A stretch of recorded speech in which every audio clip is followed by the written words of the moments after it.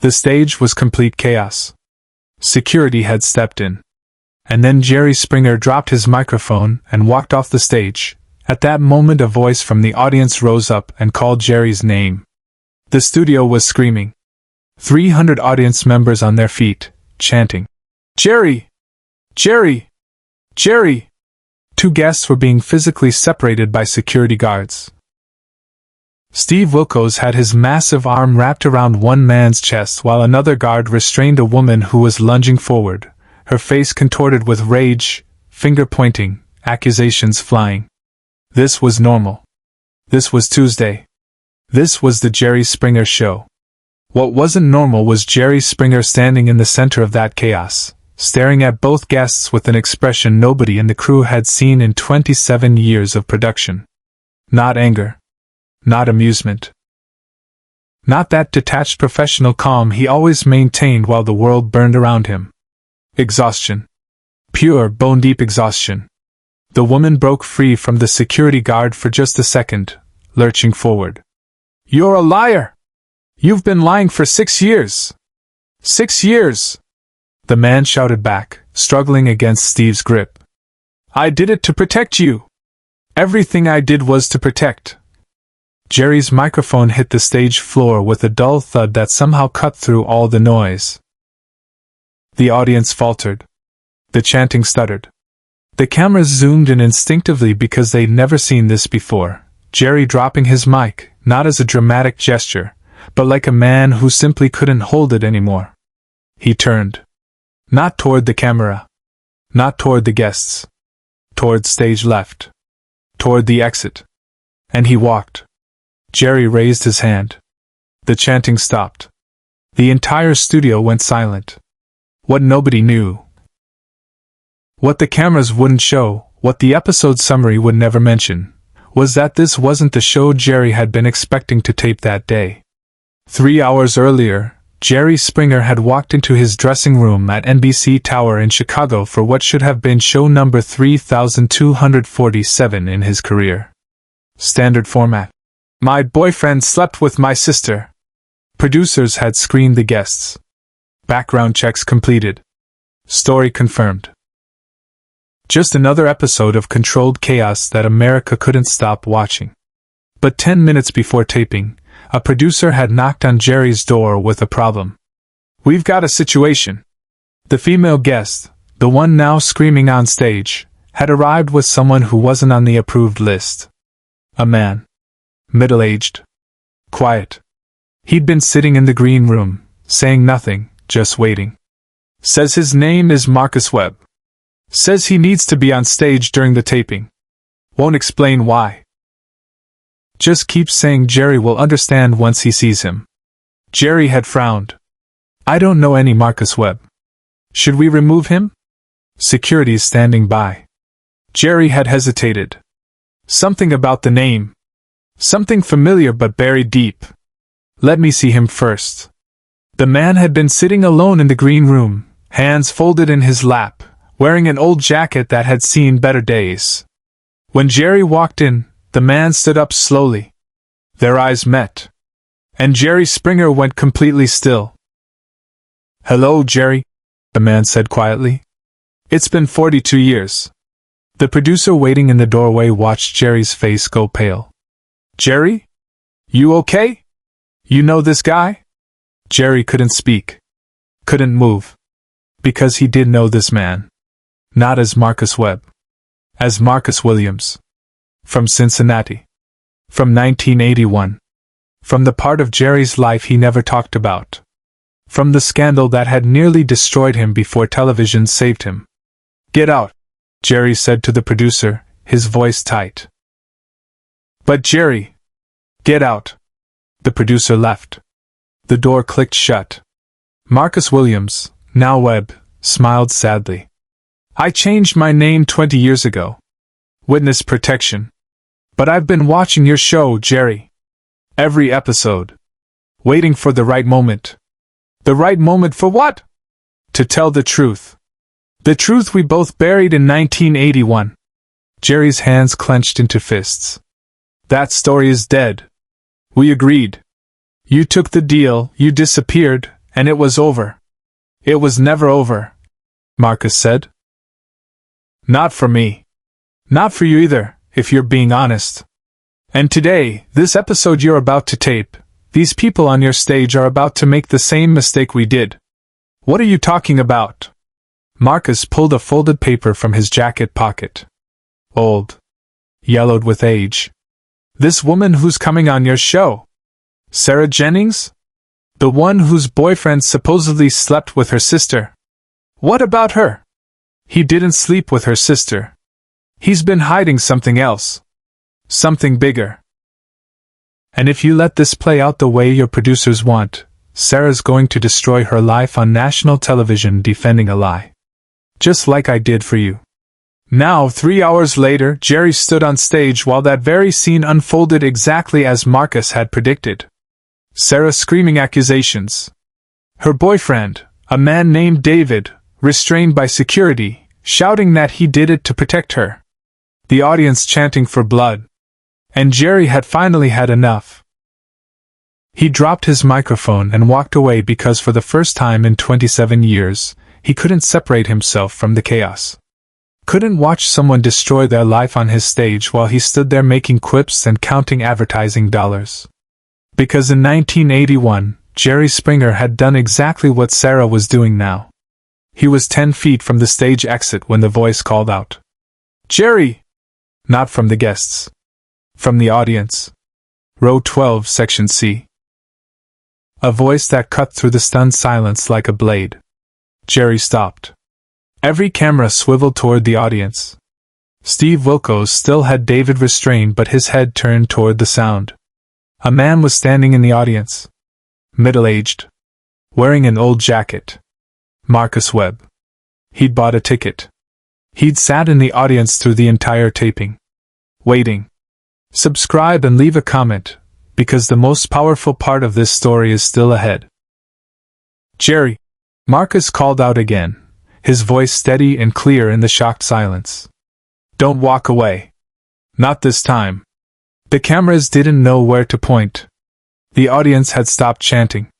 Sarah and David both stood frozen, security guards still between them but nobody moving. Jerry turned slowly. His face was unreadable. You don't get to do this, Jerry said, his voice low but the microphones still caught it. Not here. Not on my show. Your show? Marcus stepped into the aisle, moving toward the front. 2 security guards moved to intercept him, but Jerry held up one hand. Stop. Your show is built on people making my mistake. Marcus continued, descending the audience steps. People coming here to destroy each other on television because they think the truth is worth any price. But you know better, Jerry. You know exactly what that costs. Sarah's voice cracked through the tension. What the hell is happening? Who is this guy? Marcus reached the front of the audience section, just feet from the stage barrier. He looked directly at David, who was still restrained by Steve but had stopped struggling. 6 years ago, Marcus said, addressing David directly, you didn't sleep with her sister. You took the fall for something else. Something that would hurt Sarah worse if she knew. Something involving her father. David's face went white. How do you? Because 42 years ago, I did the exact same thing for Jerry Springer. The studio was absolutely silent. Every producer in the control room frozen. Every camera operator holding their breath. Jerry's voice was ice. Marcus, I'm warning you. In 1981, Marcus spoke over him, addressing the entire studio now. Jerry Springer was a city councilman in Cincinnati. Rising political star. And he was having an affair with my wife. Gasps rippled through the audience. On stage, Sarah's mouth fell open. David stopped struggling completely against Steve's grip. When it came out, Marcus continued, his voice never wavering. Jerry's career was over. He resigned in disgrace. The scandal destroyed everything he'd built. But what nobody knows, what never made the papers, is that I'm the one who leaked it. Jerry took one step toward him. Just one. His jaw so tight it looked like his teeth might crack. I leaked my own wife's affair. Marcus said. I destroyed Jerry's political career on purpose. Because I was dying. The silence deepened. Became heavy. Suffocating. Pancreatic cancer. Stage 4. They gave me 6 months. I had a son, 8 years old. And my wife was pregnant with our second child. I knew I wouldn't be there to take care of them. But Jerry? Jerry had money. Jerry had connections. Jerry could give them everything I couldn't. Behind the scenes, Jerry made a decision that no producer had ever seen him make before. Marcus's voice cracked for the first time. So I leaked the affair. I made sure it blew up publicly. I made sure Jerry lost everything so that when I died 3 months later, my wife would be so consumed with guilt that she'd spend the rest of her life making it up to him. Making it up to my kids. And it worked. Jerry paid for my son's college. He paid for my daughter's wedding. He set up a trust fund. And my wife never knew why. Tears were streaming down Marcus's face now. Because I made Jerry promise to never tell her. To let her think it was guilt and charity. To let her hate herself for what she did to both of us. Because if she knew the truth, that I orchestrated the whole thing, it would destroy her worse than any affair ever could. Jerry's hands were shaking. His face had lost all color. Marcus turned back to David. You're doing the same thing, aren't you? Taking the fall for something to protect her from a worse truth? David's knees buckled. Steve caught him, but the security guard's face showed he understood what was happening. This wasn't violence prevention anymore. This was something else entirely. Her father, David whispered, looking at Sarah for the first time. 6 years ago, your father embezzled $300,000 from his company. He was going to prison. 20 years minimum. You were 18. You were starting college. Your mother had just died. If he went to prison, you'd lose everything. Sarah shook her head, backing away. No. No, you're lying. Your sister knew. David continued, his voice breaking. She helped him hide the money.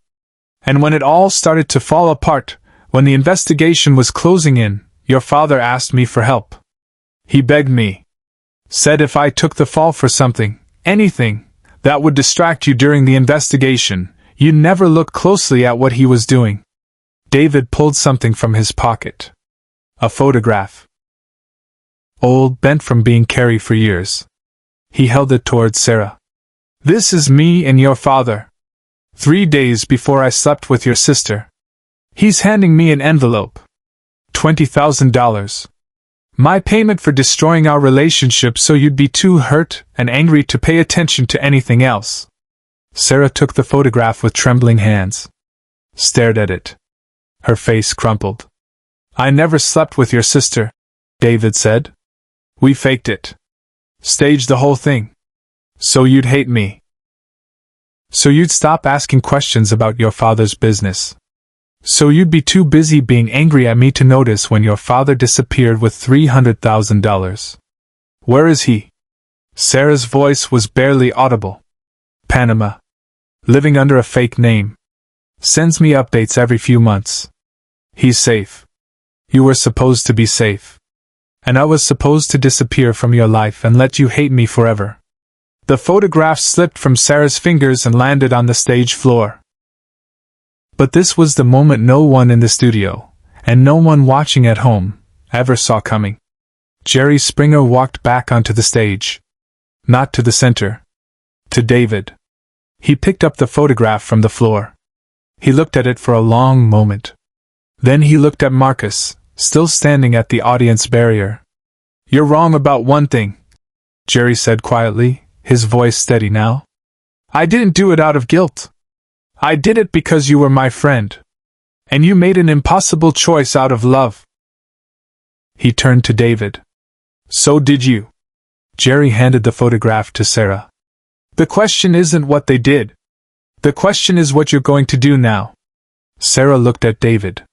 6 years of anger in her eyes. 6 years of lies.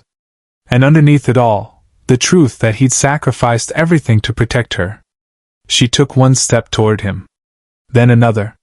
And then she was in his arms, both of them crying, security stepping back because this wasn't violence anymore. Marcus climbed onto the stage. Jerry met him halfway. No words. Just two men who'd carried the same weight for decades, finally setting it down. Share and subscribe, so this story will never be forgotten. The episode never aired. The footage was locked away. But 3 crew members confirmed what happened that day. Jerry Springer's final thought that afternoon was the shortest of his career. Sometimes the biggest lie is the one we tell to protect the people we love. Take care of yourselves. And each other. Marcus Webb died 2 months later. At his funeral, Jerry Springer gave the eulogy. And Sarah and David? They got married 6 months after that taping. Jerry kept that photograph in his desk until his final episode.